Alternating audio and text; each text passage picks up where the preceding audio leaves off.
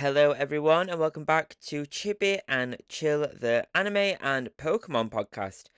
And today we're talking Pokemon card shows or card shows in general. I'll be speaking more about specifically Pokemon card shows because recently I went to my very first card show and it was Pokemania. Now they're known as Cardmania. I went to my first local one in Barnsley and it was so exciting. I'd never been to one before and I feel like I learned a lot from the day. I feel like I got some good tips and tricks on what to do next time. And we're going to run through some of those today. Like what should you do? What shouldn't you do? What are my top tips? And what should you look out for on a Pokemon card show or card show in general? There's so many kind of little nuances or little tips and tricks to kind of make sure that you are prepared, that you don't overpay, that you get the value that you should, because there's a lot of vendors at things like this, and sometimes it can be a minefield navigating them. And I found that out at my very first one, not particularly the hard way, but I didn't really know what to kind of look for or what to aim for particularly. I needed an episode like this, like we're doing today, to listen to before going to it so I know what to do. So from budgeting, trading, spotting the best deals, it's like a survival guide for the Pokemon card show floor today, okay? So we'll dive into everything you need to know. So let's dive in. It's going to be in different segments. So first off, it's pre-show prep. What do we need to do before? And this is the stuff I wish I'd done before. I was so excited the night before that I didn't actually really prep. I had a rough idea of what I wanted to buy or what I was kind of looking out for. That I wish I took some tools with me to really help me keep to that a little bit more. But so far, let's start off with first off, and it's budget, obviously. Shows are full of temptations. It was like Pokemon heaven when I went. It was full of cards, it was full of plushies, it was full of everything you could possibly spend your money on. But that's the issue as well. There's so much to tempt you that you need to set yourself a budget. Now I set myself a minor budget. I set myself more like a £60 kind of budget to go with, and that was kind of my ideal limit. Something around the £60 kind of range was okay. I think after going to the card show and seeing what I did pick up for £60, I did go over my budget. Not overly much, I think by about £10-15. So not bad at all. However, I feel like I could have done it a little bit more strategically. I think if I took a notebook with me, for example, I could write down some of the cards I'd seen, how much they are, and done a lap of the show floor. But we'll get back into that in a little bit. But I think if I'd taken a book with me, I could properly budget and see how, if I buy this card from this trader, how does that affect my budget overall? What if someone over there is doing it for less? That means I have more budget for something else. It's full of temptations from like vintage packs, the slabs, this slabs galore, things like this, and they know what to charge for them. That's the only issue. But deciding on how much you're comfortable to spend before you go is a golden tip for this. I kind of tried to split my budget into two kind of parts. A main fund for like my core things. I specifically went to the Barnsley Card Show, Pokemania, now known as Cardmania. I went with a goal of buying the illustration rares for Black Bolt and White Flare. That was my main goal. I wanted to flesh out some of those illustration binder sleeves. I wanted to go with that. Did I know what the budget was for those?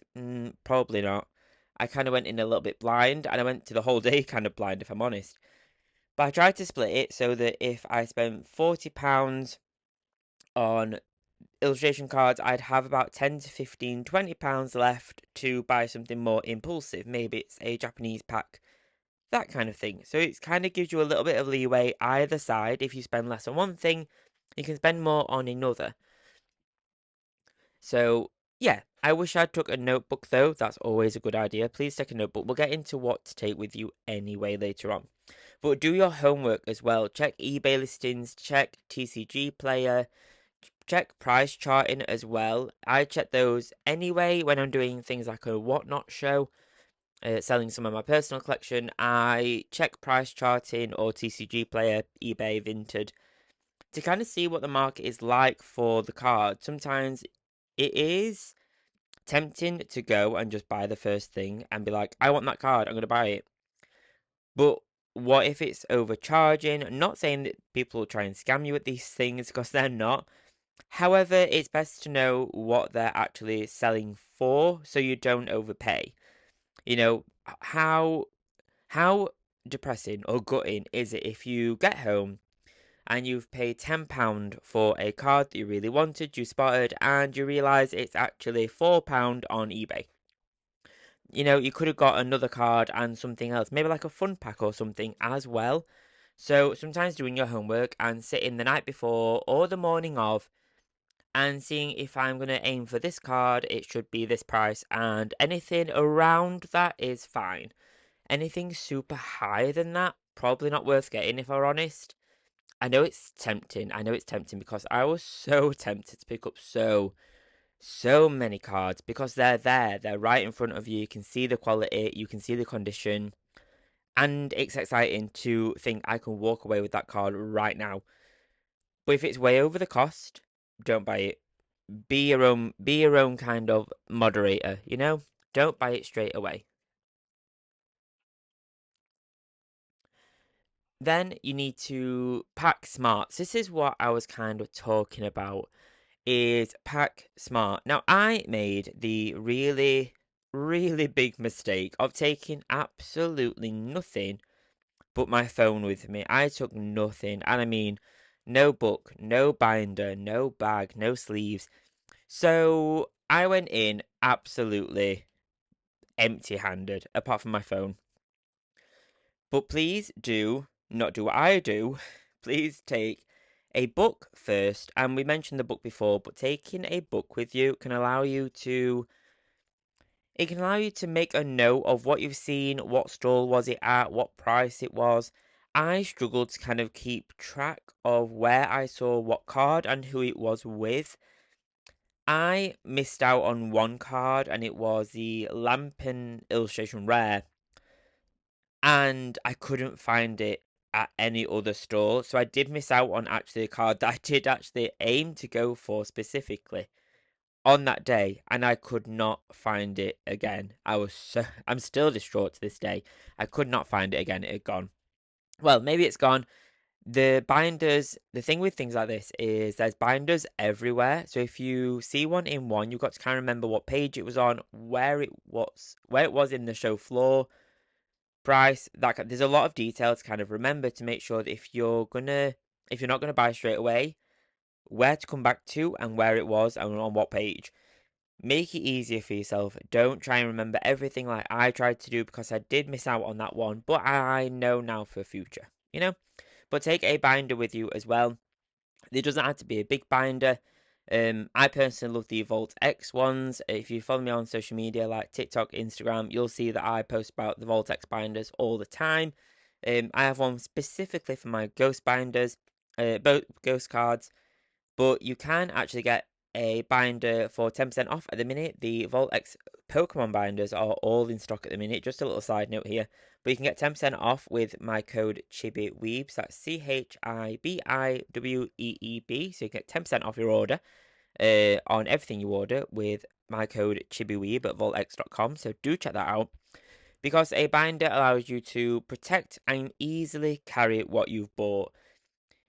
I made the mistake of thinking that I'd get a carrier bag when I bought something. So I didn't have a bag for anything I bought. So I'm just walking around with cards in my pockets, with cards in my hand.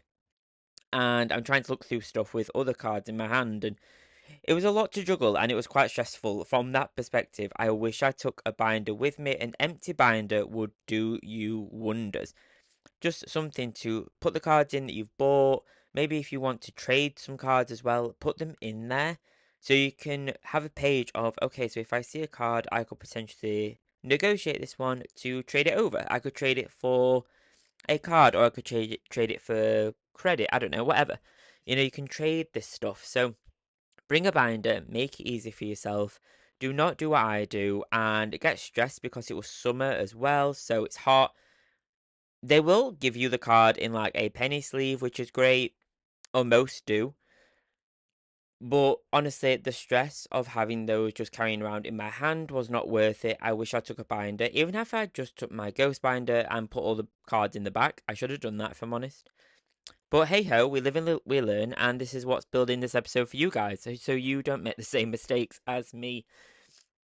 But navigating the show. So we've covered budget, make sure you do your homework, and pack stuff for yourself. Bring a bag, bring top loaders, bring snacks, bring a binder, bring the stuff to make sure that you are prepared for the day. So then you can really focus on what am I buying, what's the best price, and what can I negotiate for. And obviously have fun, obviously. Enjoy the day. But navigating the show. Now this is something that it was weird. It was weird because everyone's selling the same stuff, essentially. Everyone is selling the same thing. They're all selling plushes or cards or merch, specifically cards all the time. But my best tip is to do a lap of the show before you buy anything. Like, don't buy anything in the first 5 minutes because I was so tempted. The first table that I went to had a page of illustration rares from Black Bolt and White Flare. And immediately I was excited. I wanted to see what's on there. I wanted the prices. I wanted to buy them and carry them around. But no, it was better to do a lap before buying anything. Go through all the stalls. You don't have to spend like an hour doing a lap, but get to know them and kind of see and ask questions as well. Like prices can vary a lot from table to table, and sometimes the same card is sitting cheaper, literally 2 rows away or 2 tables away.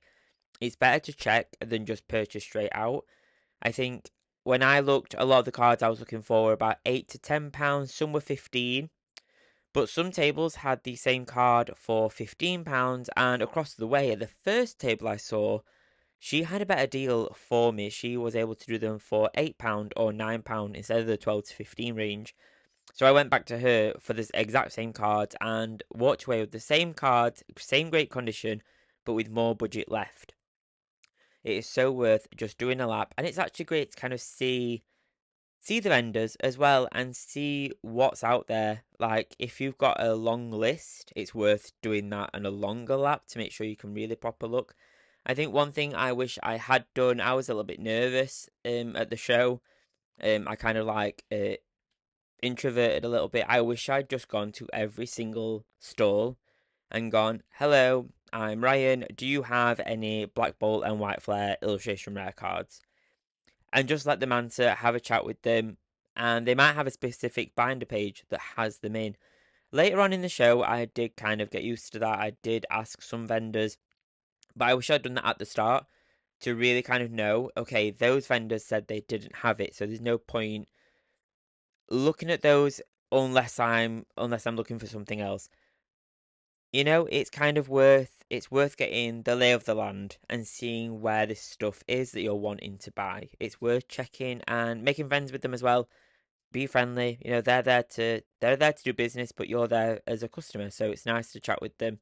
A lot of these people that are at these shows are there because they love Pokemon as well, or cards, whatever card show you're at. They love that hobby as well, so they'll more than happy chat to you for sure. When you are ready to buy, don't be shy and ask to get the card out. I did not know the general kind of rule of thumb of these kind of shows. When I went to actually purchase them first from the first vendor, I didn't really know what the etiquette was. Um, and I could see people taking cards straight out the binders, and I was like, oh, okay, what do we do? What's going on? What's happening? What do I do? And, she was kind of like, you can take them out, you can have a look at them, look at the condition before you're ready to buy. So don't be shy to take them out of the binders. Check sometimes. Sometimes I think it's polite just to check. Check that you can with them. But It is check what you're buying, check to make sure the back's okay, the front's okay, make sure it feels okay. It's worth checking before you buy because you never know, there might be something there that can let you haggle a little bit more as well. But inspect the cards. Lighting, show lighting isn't always amazing. This was like a lot of spotlights where I was. So do check for like whitening, the scratches, the bending. Do check all that stuff before you buy. I didn't bring any cash. I paid for everything by card, which happened to be fine at this show. I think sometimes if you're gonna haggle for them to get a discount, I think cash is more enticing to seal a deal rather than card. I think that's something to be aware of. If you're gonna haggle for some cards, like for trading, for selling value, things like that, it is definitely worth trying to take some cash with you and using that for those deals you're trying to make. Get them over the line with some cash instead of a card, because there's always a transaction fee on their side with that, so it's not quite as shiny and nice.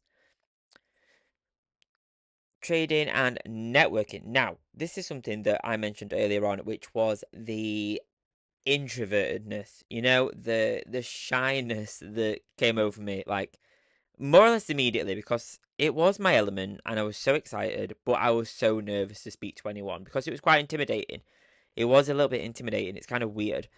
But card shows are perfect for trades, and don't rush through the tables, Use an app. I used my online tracker halfway through the show to make sure that if I'm buying the cards, I need to make sure that I'm not accidentally buying a duplicate, and the people are happy to kind of go, right, this binder or this tub has this set of cards in it and they're 50p each or whatever. But it's worth double checking the values, making sure that you're not overspending, like we've already said, and making sure that if you use an online tracker like I do, to make sure you're not accidentally buying duplicates. That can be really easy to do, because let's face it, we have sets upon sets and collections upon collections. It's impossible to remember every single card. So using an app and just taking the time to make sure you're not going to accidentally buy something you'll regret is worth it. It is so worth it. I kind of scrolled through and picked out the ones that I needed, using my online tracker to make sure that if I'm going to do it, is it going to complete my set? Is it going to further the percentage rate? All that stuff. Make sure that you're happy with what you're purchasing. Take the time. You've got all day at this thing, so don't rush. Do not rush. It's not worth it. And don't feel pressured to rush either. I think that's something you can feel some other people. If you're feeling other people looking at the card, don't be rude. Don't just like hide the card away. It's kind of weird unless you're going to specifically buy that card and commit to that card.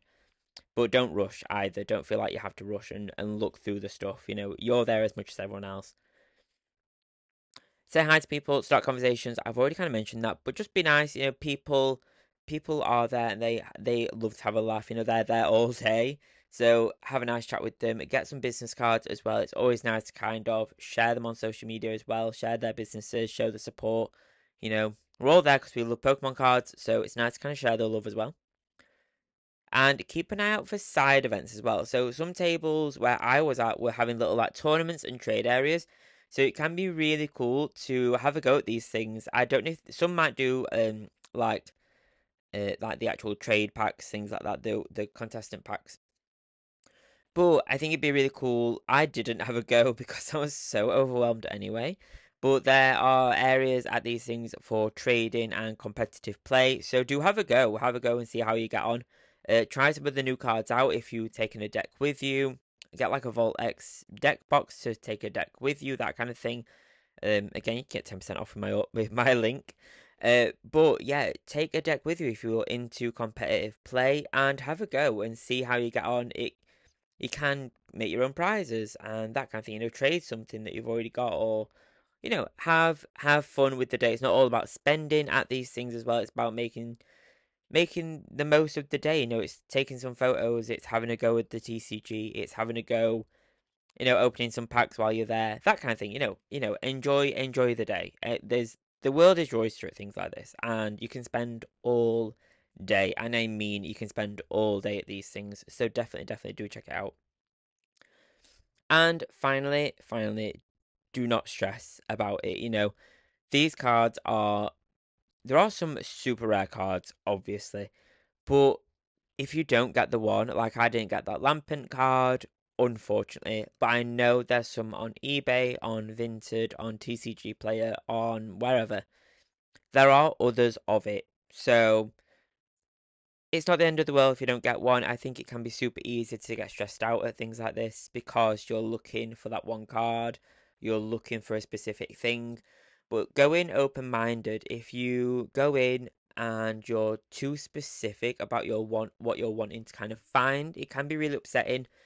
I prayed that there was the Chandelier illustration rare from White Flare, and it wasn't there. It wasn't there, but that's fine. You kind of need to move on because you'll spend all day hunting for that one card, and it's upsetting. It can get upsetting because you're wanting that one thing, but you could miss so many other deals. You could miss so many other things for your collection, and more importantly, look at the plushes. Like, enjoy other things that aren't the things that you come for. There were some great little, like, spin the wheels, little competitions you could join. There's so much to enjoy at things like this, so don't get hung up on one thing. Enjoy the day and just go all in. Like, completely nerd out is what I'm saying, Go check out the plushes, go to the competitive area, take some selfies, completely nerd out as if no one's watching. Just absolutely love it. Don't stress about finding a specific card. You know, go in, see what you can get for a good deal.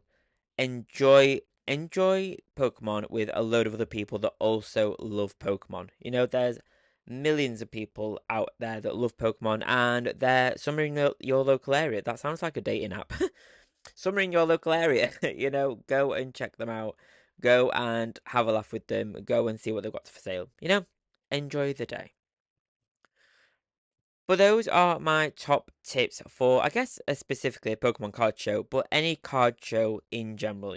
Budget smart, do your homework, make some connections as well, have a laugh, have some fun. If you've been to a card show before, let me know what your top tips are as well. Put them in the comments in your review. It takes like seconds to do and it's free. Or send me a message on social media. Comment on my latest post what your top tip is on Instagram and TikTok. I'm Chibi Trainer. And if you're going to one soon, good luck. Hopefully, fingers crossed, you'll get your dream card. Hopefully, fingers crossed. And do remember, if you are looking for a new binder, head over to VaultX.com and shop the Pokemon binder range for Scarlet and Violet. All of them are in stock. I cannot repeat that enough. All of them are in stock and it is exciting. It's like Christmas. But save 10% with your order by using my code CHIBIWEEB. So CHIBIWEEB. So that's CHIBIWEEB. And enter that in the discounts column and you'll get 10% off at checkout. And that's if you order before or if you're a new customer. So save 10% and protect those cards and take one to your next card show. Thank you and enjoy the rest of your week, guys. Bye bye.